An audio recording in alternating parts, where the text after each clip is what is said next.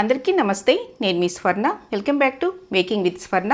సేమియా ఉప్మా తినని వాళ్ళకి ఇలా పుదీనాతోటి సేమియా ఉప్మా చేసి పెట్టండి. చాలా చాలా బాగుంటుంది. ఇష్టపడి తింటారండి. మరి లేట్ చేయకుండా ప్రాసెస్లోకి వెళ్ళిపోదామా? ఫస్ట్ స్టవ్ మీద ప్యాన్ పెట్టుకుని చిన్న స్పూను ఆయిల్ వేసుకోవాలి. తర్వాత ఒక స్పూను జీలకర్ర వేసుకోవాలి. జీలకర్ర కాస్త వేగిన తర్వాత ఇప్పుడు ఉల్లిపాయ ఇలా పొడవుగా కట్ చేసుకుని వేసుకోండి.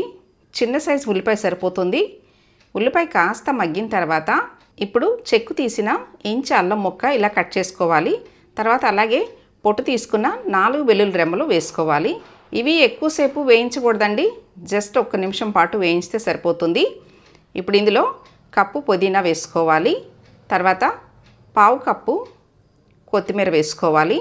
ఇలా పుదీనా కొత్తిమీర వేసి చేయడం వల్ల ఉప్మా టేస్ట్ చాలా బాగుంటుందండి.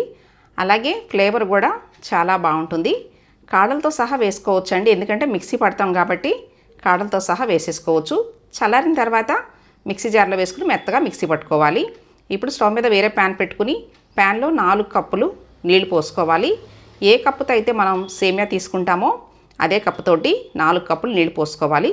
1 స్పూను సాల్ట్ వేసుకోవాలి. తర్వాత 1 స్పూను ఆయిల్ వేసుకోవాలి. ఇలా ఆయిల్ వేయడం వల్ల మనకి సేమియా అనేది అంటుకోకుండా పొడి పొడిలాడుతూ బాగా వస్తుందండి. చూడండి, నేను ఇదే కప్పుతోటి సేమియా కూడా వేస్తున్నాను. మరీ ఎక్కువసేపు అయితే ఉడికించకూడదు. ఎక్కువసేపు ఉడికించామనుకోండి మెత్తగా శుద్ధలాగా ఉంటుందన్నమాట.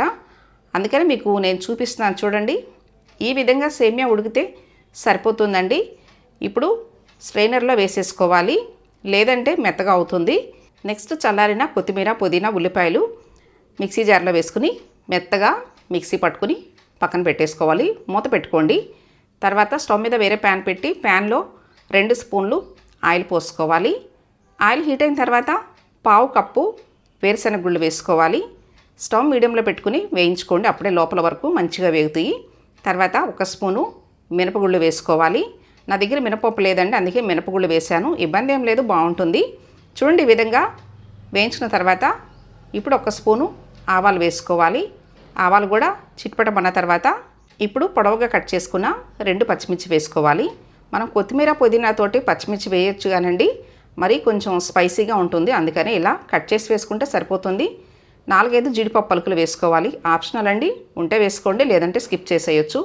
ఇప్పుడు 2 రెమ్మల కరివేపాకు వేసుకుని ఈ పోపుని మంచి గోల్డెన్ బ్రౌన్ కలర్ వచ్చేంత వరకు ఈ విధంగా వేయించుకున్న తర్వాత ఇప్పుడు మిక్సీ పట్టుకున్న కొత్తిమీర పుదీనా పేస్ట్ వేసుకోవాలి.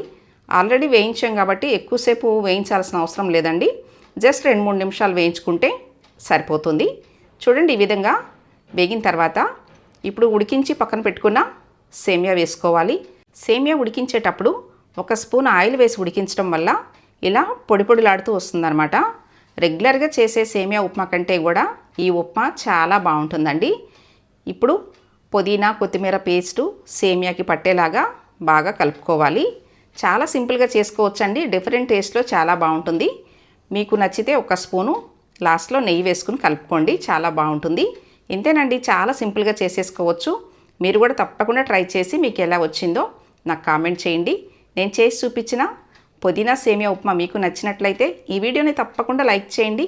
మీ ఫ్రెండ్స్ అండ్ ఫ్యామిలీ మెంబర్స్కి షేర్ చేయండి. ఫస్ట్ టైం నా ఛానల్ చూస్తున్న వాళ్ళు తప్పకుండా సబ్స్క్రైబ్ చేసుకోండి. Thanks for watching.